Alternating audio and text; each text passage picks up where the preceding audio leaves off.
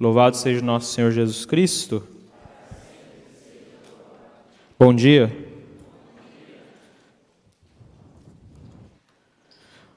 O Senhor, Ele tem nos chamado, tem reafirmado no nosso coração esse final de semana a necessidade de despertar.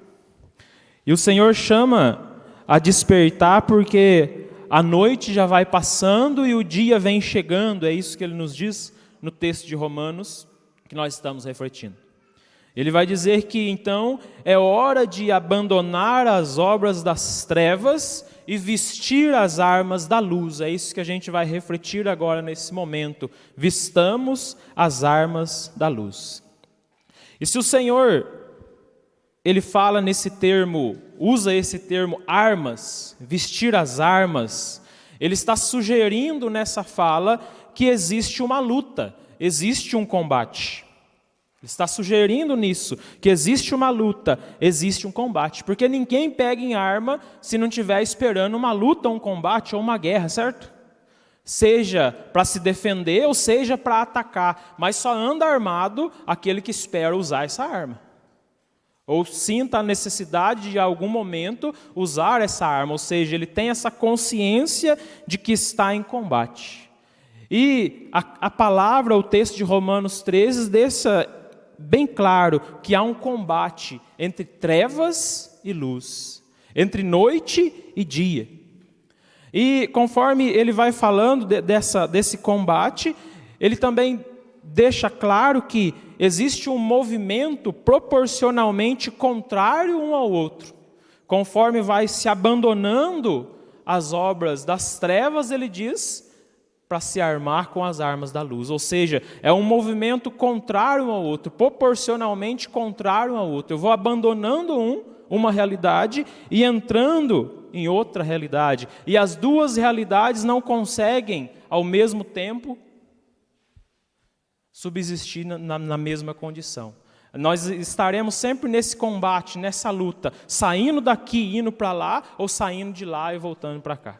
É sempre esse combate de luta contra as trevas, de noite contra dia. E essa consciência deve estar bem clara na nossa mente.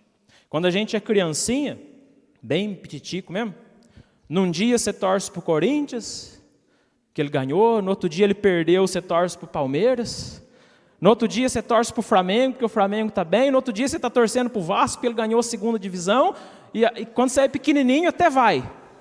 Mas conforme você vai ganhando consciência, você vai criando as suas convicções, você vai se identificando com um time, não importa se o Vasco está lá na segunda divisão faz 30 anos, sexta-feira tinha gente ali vestindo com a camisa do Vasco.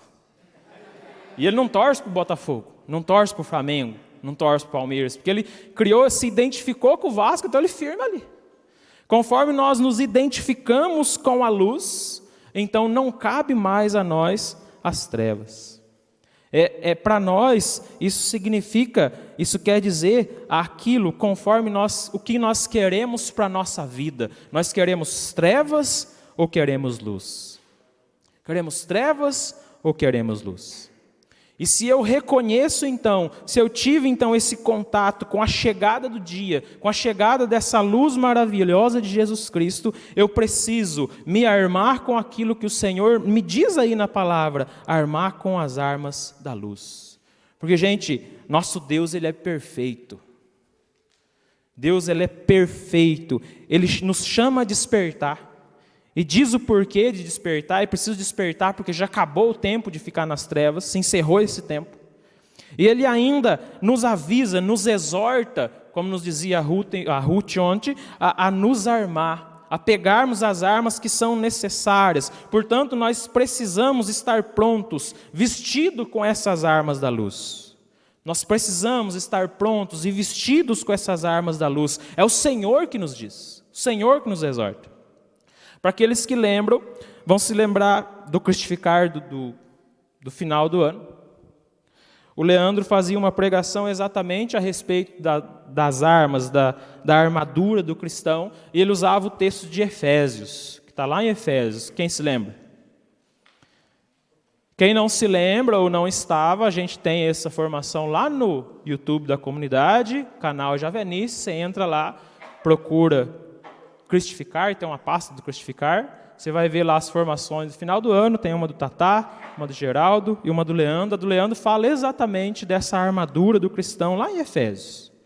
Para quem está aberto aí com o texto, com a palavra de Deus, no texto de Romanos 13, se olhar no rodapé desse texto, rodapé do texto de Romanos 13 aí, no versículo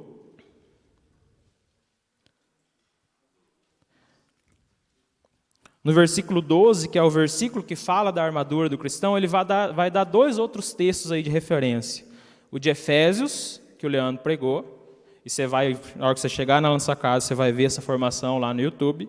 E depois ele vai dar outro texto, o texto de Tessalonicenses, 1 Tessalonicenses, capítulo 5, versículo 8. Eu gostaria de refletir com vocês essa armadura, essas armas do cristão, a partir desse texto. Gostaria que você fosse lá agora para esse texto, de 1 Tessalonicenses, capítulo 5, versículo 8. Aí você deixa anotado aí como tarefa assistir a formação de Efésios 6, que o Leandro fez no nosso Cristificar. Ok? 1 Tessalonicenses, capítulo 5, versículo 8. Paulo, ele reflete, ele comenta, ele fala, ele dá as instruções a respeito dessa armadura. A hora que você achar a 1 Tessalonicenses, você fala amém.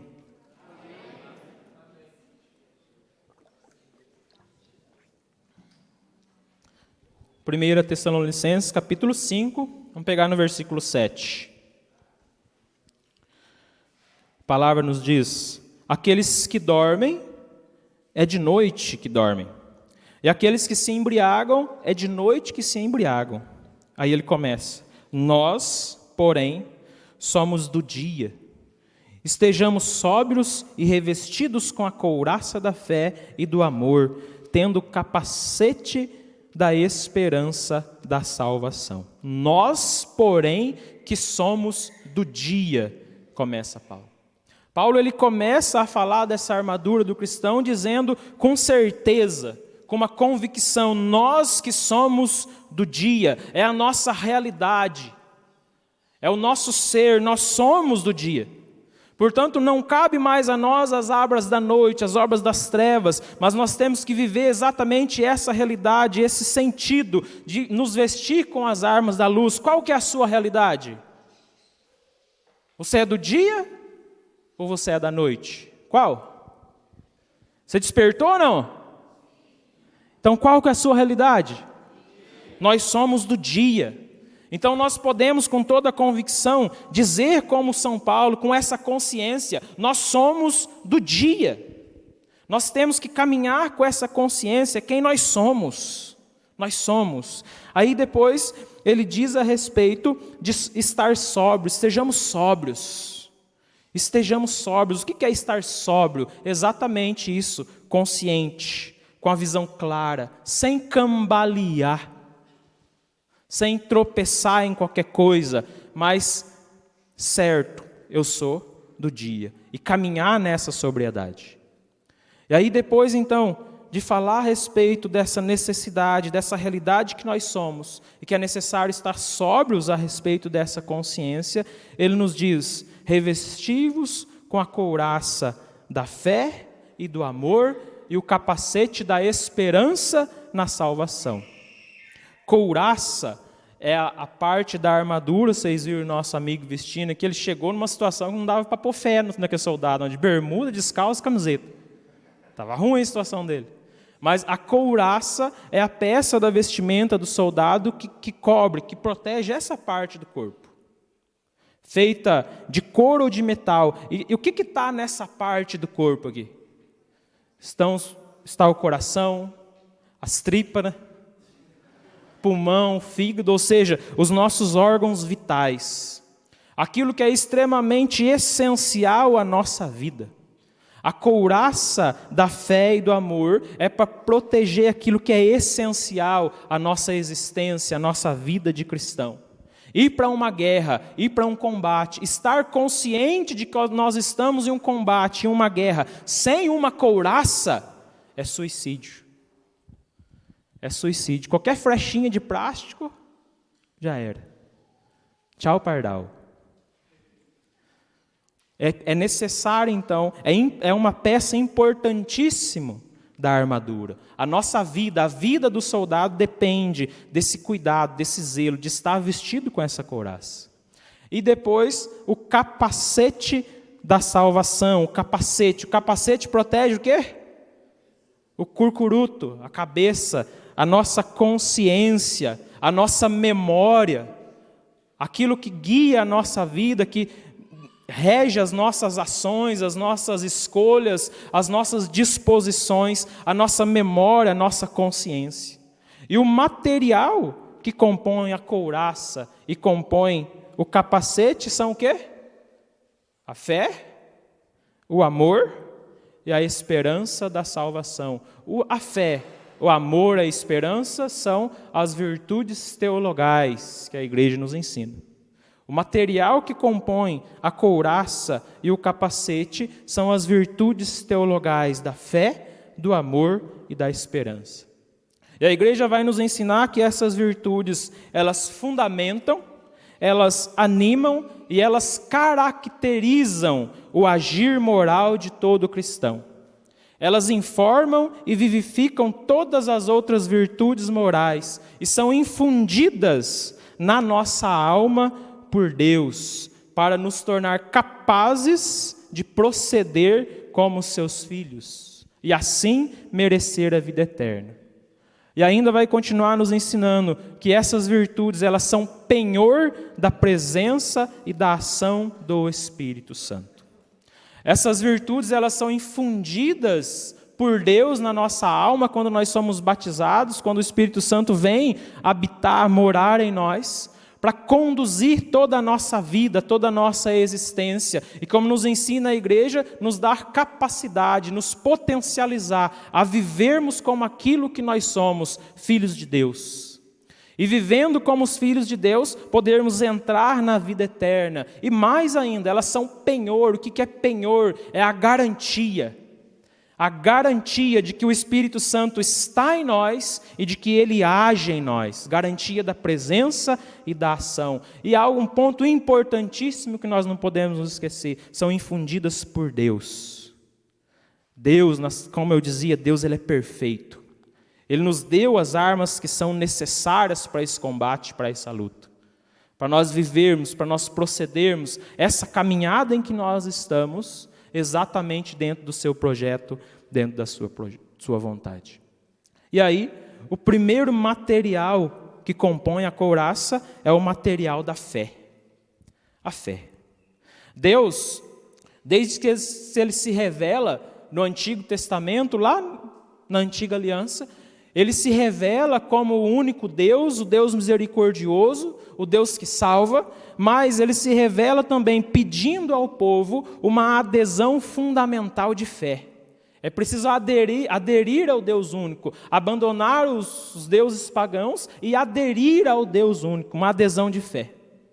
Se nós nos lembrarmos de um texto que nós refletimos bem pertinho na nossa liturgia, no texto da última ceia, no texto da última ceia, em Evangelho de São João, capítulo 14, Jesus Cristo vai dizer aos seus discípulos: crede em mim, crede em Deus. Crede em mim, crede em Deus. Quando Jesus Cristo pergunta, outro texto bastante conhecido nosso, quando Jesus Cristo pergunta aos discípulos: e o povo, o que estão dizendo que eu sou? Aí um diz os profetas, o outro diz que é Elias, e aí eles vão perguntar: e vós? Que vós dizeis que eu sou? O que Pedro vai responder? Tu és o Filho de Deus.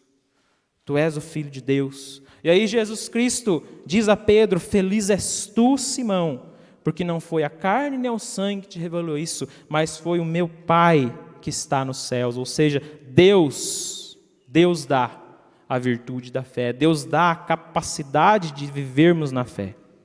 E uma última indicação, olhando para a Sagrada Escritura, o evangelista São João, ao encerrar o seu evangelho, lá no capítulo 20, ele vai dizer que ele escreveu para que credes e crendo tenhais a vida em seu nome. João diz que o objetivo do seu evangelho ele escreveu para que credes, e crendo tenhais a vida em seu nome. É necessário a fé, é necessário a virtude da fé para nós aderirmos a Deus, para nós reconhecermos quem é Deus na nossa vida e para nós vivermos a vida em seu nome. A Dei Verbum, número 5, ela vai nos explicar que, pela fé, o homem ele se entrega totalmente e livremente a Deus.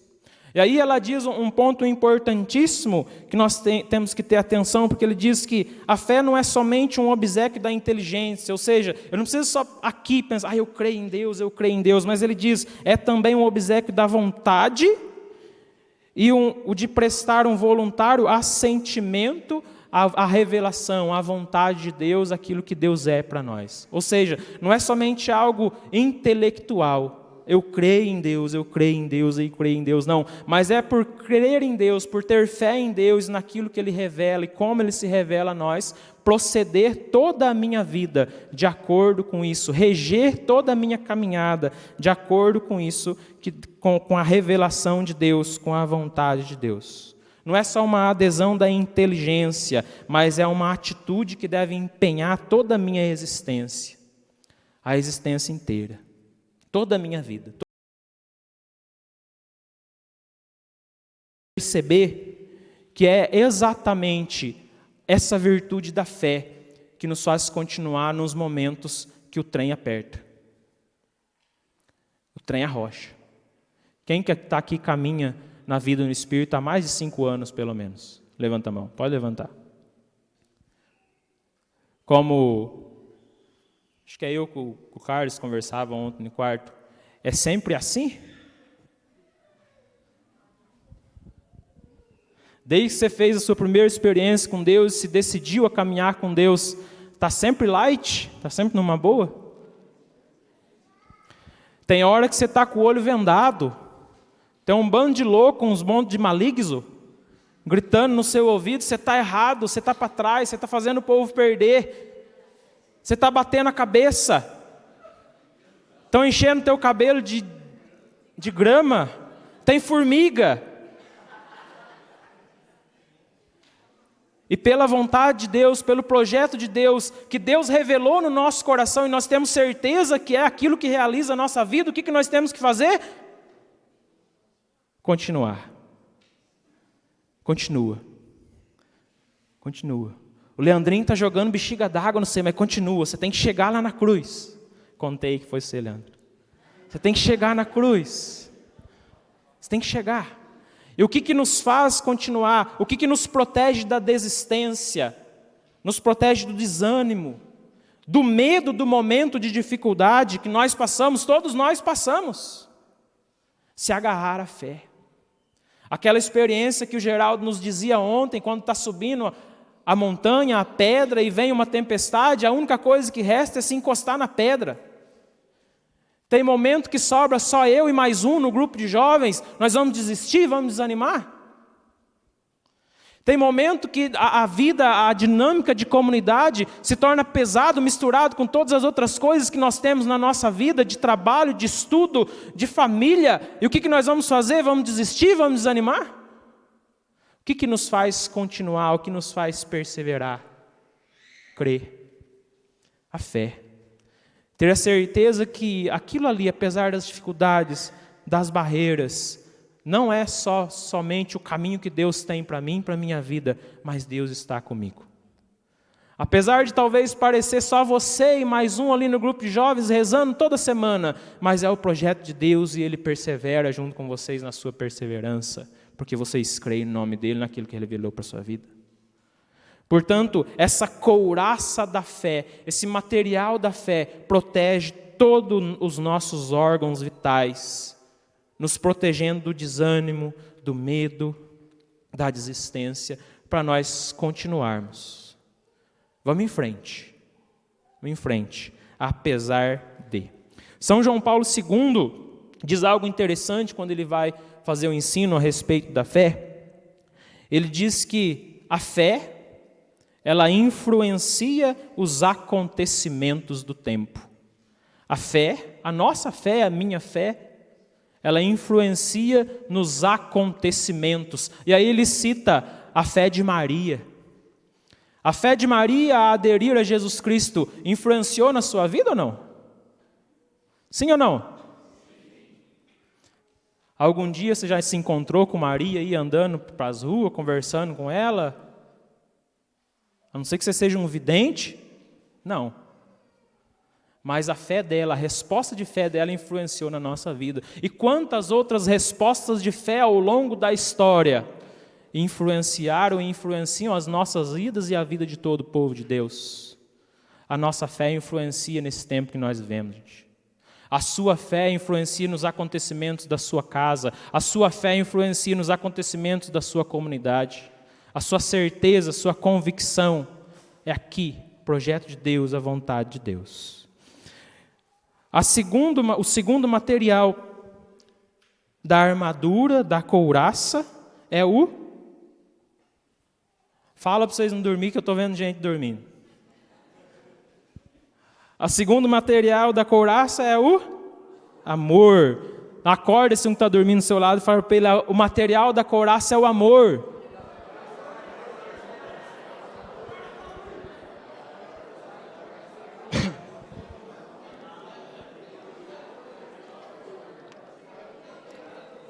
Deus, Ele exige a Ele um amor total, um amor primeiro.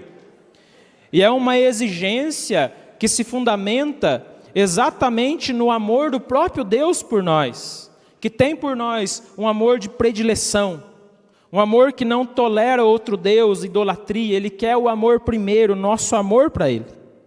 Deuteronômio capítulo 30, versículo 6, gostaria de pegar esse texto, que você pegasse comigo, lá no Antigo Testamento. Deuteronômio 30, versículo 6. Nesse capítulo, Deuteronômio vai dar para nós duas características do amor. O primeiro é o capítulo 30, versículo 6.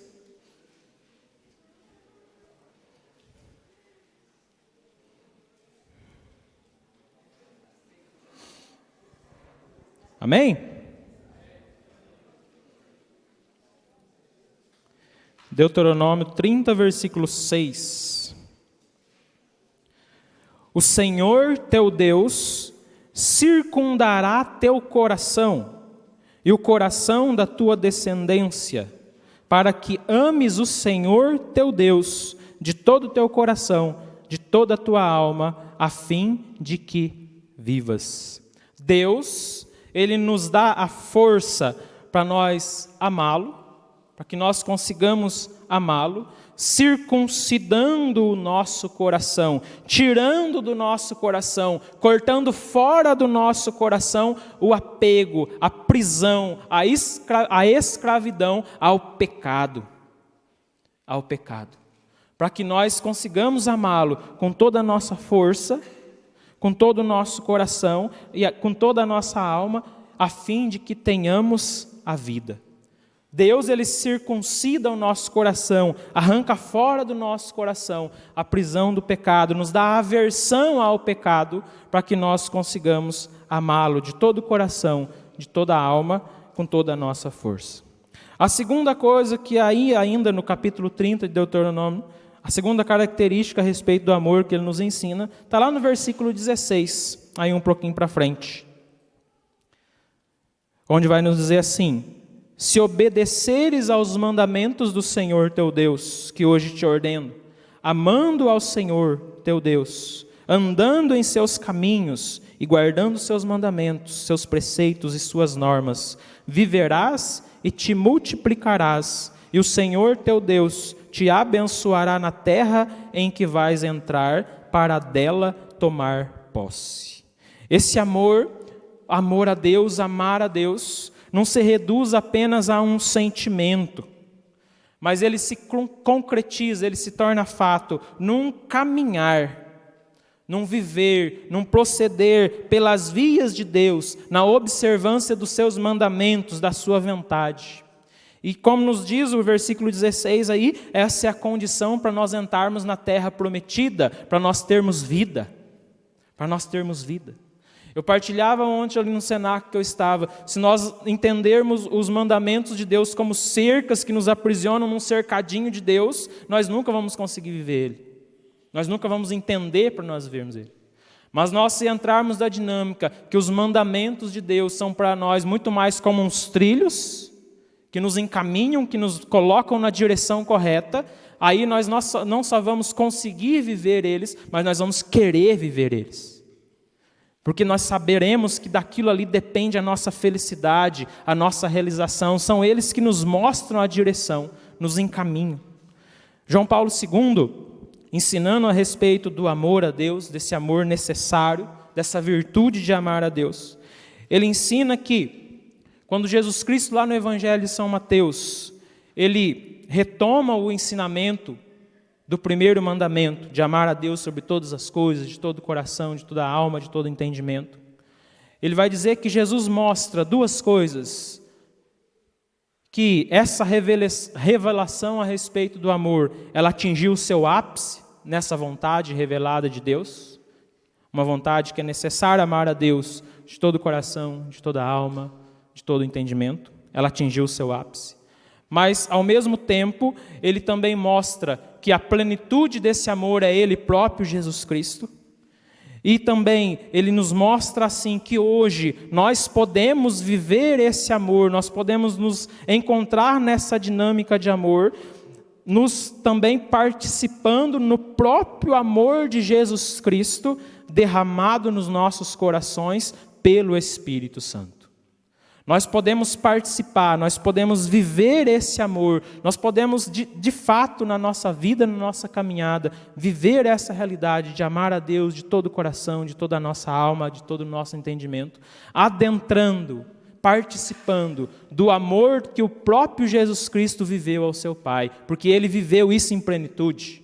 E Ele nos dá a condição de participar desse amor, quando derrama no nosso coração o seu Espírito Santo, para que nós vivamos cheios dessa graça e dentro dessa dinâmica. Você já fez uma experiência de ficar pleno do Espírito Santo? Sim? Então você tem condição, você está convocado, chamado pelo próprio Cristo a participar dessa realidade de amor, desse círculo de amor que é a própria vida de Deus. Deus Pai, Deus Filho e Deus Espírito Santo, que se amam eternamente e nos convidam, nos colocam também para viver nessa realidade. Aquele livrinho famoso, pequenininho, A Imitação de Cristo, acredito que muitos vão conhecer. Ele diz assim que quem ama corre, quem ama voa, quem ama alegra-se. Quem ama corre, quem ama voa, quem ama alegra-se. Amar a Deus é, portanto, uma viagem apressada e, ao mesmo tempo, uma viagem alegre com o nosso coração para Deus. Para Deus. E isso dispõe toda a nossa vida. Isso dispõe toda a nossa vida. Não importa se eu estou aqui no Retiro Jovem Cristo, não importa se eu estou lá na faculdade, não importa se eu estou na minha casa. Eu corro, eu viajo e eu me alegro em levar o meu coração para amar a Deus. Para amar a Deus.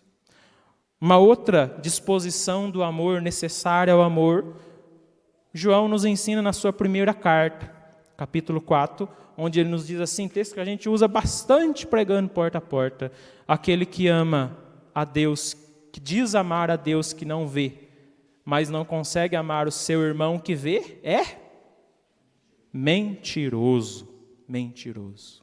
O amor a Deus, essa virtude do amor, é lógico, ele tem essa via a Deus, um amor total, um amor primeiro, mas ele também tem a sua via no amor ao irmão, o amor ao próximo. E essa é a novidade do cristianismo. Não se pode amar a Deus sem amar o irmão. Esse que está do seu lado aí é a via, é o caminho para que você possa tornar concreto o amor a Deus. O amor a Deus. E o amor ao próximo, ele deve adequar-se, ele deve estar dentro, ele deve estar do mesmo jeito que o amor que Cristo amou à humanidade, a cada um de nós e a todos nós. E como que Jesus Cristo amou esse bendito que está do seu lado aí, e você? Amou dando a vida, amou se entregando. fazendo tudo aquilo que estava ao alcance dele, tudo aquilo que era necessário fazer para que eu me encontrasse com o amor do Pai, para que eu entrasse nessa dinâmica de um amor eterno. Portanto, se você deseja amar a Deus, essa corrida a Deus, essa viagem alegre a Deus, é também uma corrida, uma viagem, e uma viagem alegre, para que esse está do seu lado aí, e todos aqueles que nós encontramos pelo caminho da nossa vida também se encontrem com Deus. Portanto, você pode falar para estar do seu lado e você vai comigo.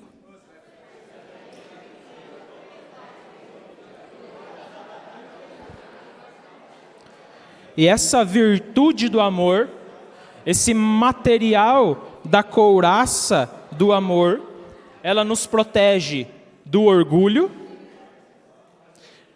Ela nos protege do orgulho, porque nos leva ao outro que é Deus e ao outro que é o meu irmão. E nós já ouvimos algumas vezes durante esse retiro a dureza que é o combate contra o orgulho. Ela nos protege da mesquinhez, da mediocridade, o dar menos, o achar que está bom onde eu cheguei. Ela nos protege da mesquinhez, da mediocridade, nos protege da tristeza que abate a alma. O Tatá nos dizia ontem a respeito do perigo da tristeza. Tristeza que abate a alma. Mas quando eu amo e vivo essa corrida, essa viagem, uma viagem alegre, eu me encontro protegido dessa tristeza. E ela nos protege também da frieza, da insensibilidade, principalmente quanto ao pecado e aos resultados que o pecado causa na nossa vida e à nossa volta. Ela nos protege dessa frieza ao pecado. E o último material, que é o material que compõe o capacete da salvação, é a esperança na salvação. A esperança, ela impele, ela faz avançar, ela exorta o cristão a não perder de vista a meta final. Aquilo que dá sentido à nossa caminhada, à sua existência. E também a esperança oferece para nós a motivação sólida, ou seja, forte e profunda, que nos faz nos empenhar cotidianamente, todo dia, a essa força, a esse desejo de transformação, de mudança da realidade da minha vida e da realidade que está à minha volta, para tornar essa realidade conforme à vontade de Deus, conforme ao projeto de Deus. O que o texto do Romanos que nós estamos refletindo nos diz? Presta atenção a esse momento que nós vivemos. Fica atento, esteja pronto. E a esperança nos dá a motivação correta, a motivação necessária para nós vivermos essa necessidade de prontidão. Santo Hilário de Poitiers vai dizer que é o Espírito Santo o dom que nos concede a esperança perfeita. A esperança perfeita. O Espírito Santo é o dom que nos concede a esperança perfeita. O Geraldo nos dizia ontem, é tudo pela graça. Depois vocês pedem para o Gui imitar a voz de Geraldo, para vocês verem aqui no microfone. Fica bom. Tudo pela graça. A graça do Espírito Santo nos concede essa esperança perfeita. O Catecismo da Igreja Católica, número 1817, vai dizer assim, que pela esperança nós desejamos o reino dos céus e a vida eterna como nossa felicidade, pondo toda a confiança nas promessas de Cristo e apoiando-nos não nas nossas forças, mas no socorro da graça do Espírito Santo. Ela nos dá desejo, vontade da eterna felicidade e coloca em nós a confiança na promessa de Cristo. A confiança na promessa de Cristo. A esperança cristã, ela vem do Espírito Santo, e de Jesus Cristo, o nosso Salvador, que nos anima e nos sustenta. E por que esse capacete da salvação? Por que o capacete da salvação? Porque nós somos constantemente tentados a desanimar, a desistir, a diminuir, porque a todo momento nós temos o sentimento, parece que não vale a pena mais. Nossa, preguei naquela sala de aula lá com aqueles adolescentes abençoados 3 vezes. Nenhum apareceu no grupo. A gente vai perdendo a esperança. Nossa, o grupo de jovens que eu entrei faz 10 anos. Depois de mim não entrou mais nenhum novo. Parece que não vale a pena. Ih, a comunidade lá está ruim, rapaz. Está ruim, não tem missão. Ninguém vai na reunião de abastecimento. Cada dia vai 3. O ministério Moisés acabou. O negócio está ruim. A esperança, o inimigo vai minando a nossa esperança, a nossa certeza de que Deus não nos decepciona, de que aquele que está com seus pés, com a sua vontade, com o seu projeto firmado em Deus, ele já é vitorioso. Não é isso que nós cantávamos nessa música bem cantada no início? Ele nos fez um vencedor. Ele nos fez um vencedor. Eu vi muitos malignos lá ontem, falando para aqueles coitados de olhos vendados, você não vai conseguir. Você está atrasando a tua comunidade. E a esperança vai se perder, a tua comunidade está perdendo, vocês são a última equipe. E essa esperança, essa certeza de que nós somos vencedores, vai minando o nosso desejo de continuar, a nossa motivação, o nosso projeto de atingir plenamente a santidade, viver eternamente junto de Deus, essa felicidade que nós já nos encontramos aqui. E aí o que São Paulo, a carta dos Romanos, capítulo 5, versículo 5, outro texto que nós usamos bastante também nos diz: e a esperança não decepciona, porque o amor de Deus foi derramado no nosso coração pelo Espírito Santo que nos foi dado. Você está com o coração cheio do Espírito Santo? Você fez a experiência de experimentar desse derramamento do Espírito Santo no seu coração? Então a esperança não decepciona. Não decepciona, porque aquele que está conosco, que está em nós e luta conosco e por nós, é mais forte do que qualquer outra dificuldade, qualquer outra barreira que nós enfrentamos. Não há o que nos derrote, não há o que nos joga ao chão, não há o que nos impeça de chegarmos ao nosso objetivo, se o nosso coração estiver entregue a esse projeto de Deus, a essa vontade de Deus, de nos conduzir plenos do Espírito Santo, cheios do Espírito Santo. E o capacete da esperança da salvação, ela nos protege do esquecimento daquilo que Deus fez por nós, da realidade ao qual Deus nos tirou e a qual Ele nos inseriu. Essa dinâmica que nós fizemos esta noite. Nós saímos das trevas e adentramos na luz de Jesus Cristo, não por nossa força, não por nosso mérito, mas porque Deus agiu por nós. E essa esperança na salvação protege a nossa memória, a nossa certeza, a nossa convicção daquilo que Deus fez e faz por nós. O capacete também não nos deixa esquecer da nossa dignidade. Aquilo que nós somos do dia. Nós somos do dia. O nosso preço do sangue derramado de Jesus Cristo por nós na cruz. E quando nós vivemos com essa convicção, essa certeza me acompanha a todo momento, garanto para vocês, vai ficar bem mais difícil cair no pecado.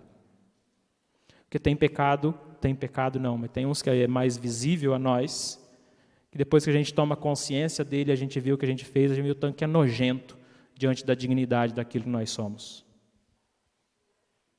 Nós somos filhos de Deus, amados, e não nos deixe esquecer também daquilo que nos é prometido, Nos é prometida a eternidade, o céu, e nos protege do desespero, aquele desespero de estar apavorado, como o Tatá também nos dizia ontem, que é um perigo estar desesperado. Desesperado é exatamente sem esperança. E nos protege também do pessimismo. Vamos fazer uma vigília para fazer esse povo acordar às 5 horas da manhã. Ah, não vai dar certo. O povo não vai topar não, rapaz. O povo todo preguiçoso. Você viu a cara do Bruno? Tem cara que dorme até meio-dia e vai acordar às 5. Larga a mão. Larga a mão. Vamos fazer a adoração às 9 horas da manhã, melhor, né? Acorda às 8, toma um café, 9 horas nós vem para a adoração, mais fácil. O pessimismo. Antes de começar a pensar, planejar, já está desistindo. Ih, adolescente, não dá. Não dá. Não vai. A Carla já indo para mim, que ela gosta do adolescente, rapaz. Perdoe, Eugênio. Vou falar dos velhos. Ah, pregar para os velhos, eles ficam olhando para a cara da gente, com a cara que só sabe de tudo. Ah, larga a mão. Desistência. Mas quando eu tenho esperança que a palavra de Deus, que o Espírito Santo age e transforma, eu não desisto. Eu não sou pessimista. Muito pelo contrário, eu quero ir. Eu quero fazer.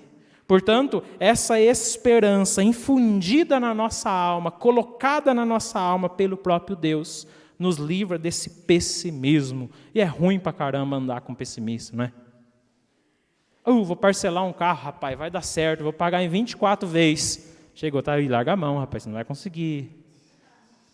24 vezes é 2 anos, é tempo pra caramba, larga a mão. Larga a mão, o carro vai quebrar, você não vai ter dinheiro para consertar, você vai ficar a pé, a mesma coisa. Já frustrou a tua vontade, a tua empolgação. O pessimista, ele acaba até com aquele que está com vontade de continuar.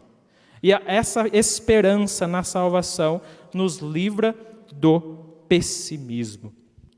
Retomando então, a couraça é feita da fé, do amor, e o capacete é feito da esperança na salvação. E como fortalecer, como fazer essa armadura e esse capacete ficar ainda mais forte? Quem que nos deu essas armas? Foi muito bem representado aqui no enquete, não foi? Quem que nos deu essas armas? O Senhor. Aquele que nos chamou para o combate é também aquele que dá as armas. Então quem que fortalece essas armas? O Senhor. Você já conheceu o calor do sol? Já experimentou o quentinho do sol?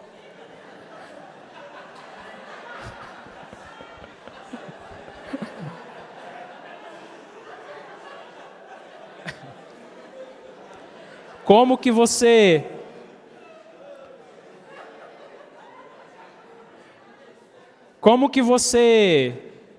experimenta ainda mais os efeitos do sol? Se expondo ao sol. Você experimentou pela primeira vez só uma saidinha ali do frio, você estava com 2, conseguiu tirar uma. Se você se expor a mais, você vai tirar a outra blusa. Se você expor mais, você vai tirar a camisa. Não vou tirar mais nada não, gente. Se você se expor mais, você vai começar a ficar vermelho. Se você se expor mais, essa pele vai sair. Quanto mais você se expõe ao sol, mais você é atingido pelos seus efeitos. Quanto mais nós nos expormos, nós nos colocarmos na presença de Deus, na presença do Senhor, aquele que nos deu essas armas, mais elas ganham força em nós, mais elas aparecem e fazem diferença na nossa vida, porque é para isso que Deus colocou em nós, para fazer diferença na nossa caminhada, não é para ficar guardado na gaveta. Como eu dizia lá no começo, aquele que tem uma arma, aquele que está armado, é porque ele quer usar no combate, a hora que for preciso ele tem que dar o tiro, ou você vai morrer com a arma na mão? Vai tomar um murro na cara segurando um revólver? Aquele que está armado, e o Senhor nos arma exatamente para nós usarmos nesse combate, nessa luta que nós estamos, que nós somos soldados de Deus, nós estamos em combate, então nós precisamos fortalecê-las e aprender a usá-las na nossa vida. A fé, o amor e a esperança. Amém?